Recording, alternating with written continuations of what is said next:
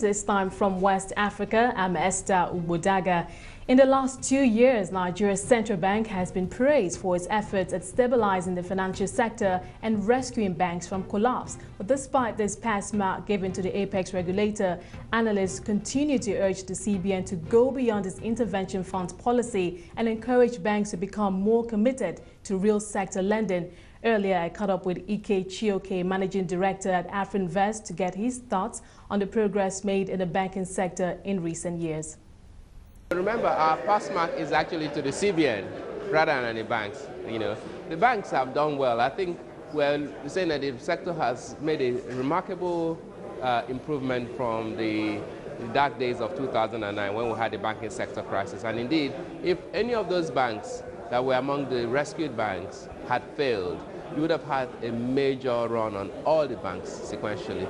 Because even if you thought that Intercontinental had liquidity challenges, and if it went down, that could have knock-on effect on good banks who might have lent money to Intercontinental. But put aside the banks, if you look at the profit performance that came in from last year's earnings, 2012, someone like Zenith Bank, over 70% of their earnings came from government bonds and treasury bills. You understand? Again, in an environment of very high interest rates, I got FGM bonds, approaching 15%. I've got T-bills in 11 to 12% environment. And that is for the federal government, which is AAA rated credit. There's no incentive for the bank to want to lend to a corporate or even worse, an individual and take a credit risk when they can take no risk and very decent returns, particularly if their cost of funds is very low. But that has implications for the economy, doesn't it? That has implications. So what the CBN continues to say, and indeed the governor of the CBN said that yesterday, that until that the government itself constrains its capacity to borrow, if the government is out there borrowing excessively, it means that it has to then issue paper, and the banks will then take credit, be the ones to lend that money to the government, you understand? And therefore, the banks will prefer to take government risk rather than individual risk or risk from SMEs or agricultural loans. So there has to be a counterbalancing. I'm not saying the government can obviously not exist without borrowing, but there has to be a way to sort of maybe borrow only when they need it and not have excessive and undirected or unplanned borrowing. Certainly that will have an improvement on the overall sector and then allow more of the capacity for lending to flow to those who need it more urgently, like the real sector, the SMEs, the agricultural companies. Now you scored the CBN loan, looking at the 4 pillars, scoring each of the 4 pillars. You scored the CBN loan in terms of contribution to the economy.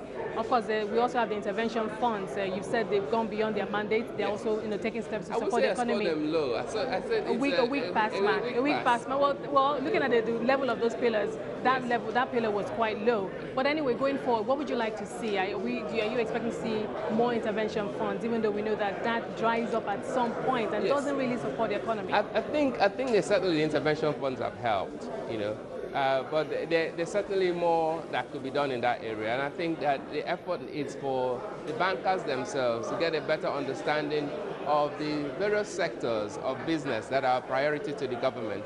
So if this government has a focus on the power industry and has a focus on agriculture, has a focus on infrastructure, then those 3 areas, at least as an example, should be one that they get expertise and break it down to what are the risk impediments for a bank to lend to that sector, and what is the value chain that you're creating from a very small scale business to a mid-sized business, to a bigger business, to potentially a multinational. Once you understand how the system works in that sector, it's then easier for the banks to come in.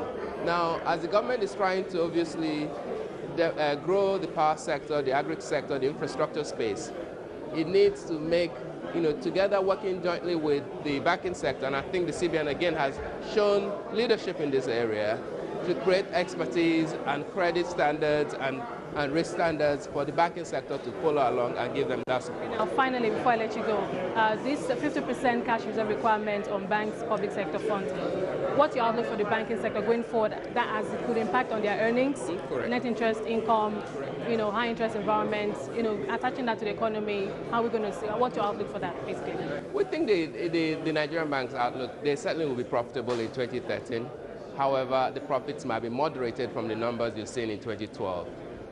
The ones that will survive will be those who have maintain a very tight lead on their cost structure, the likes of GT Bank. So even on a reduced opportunity for gross income, they'll still make a decent profit.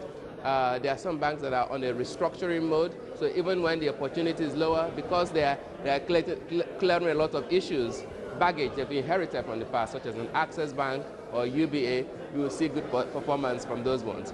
But some who are already well established, money-making machines may find it more difficult this year and the years ahead, as you see that areas of opportunity are disappearing. The fee margin, there's fee pressure. The CBN is already signaled that COT will be eliminated by 2015, and the capacity for banks to, even the net interest margin is going to come under pressure because they now have to pay a minimum of 3% on savings accounts.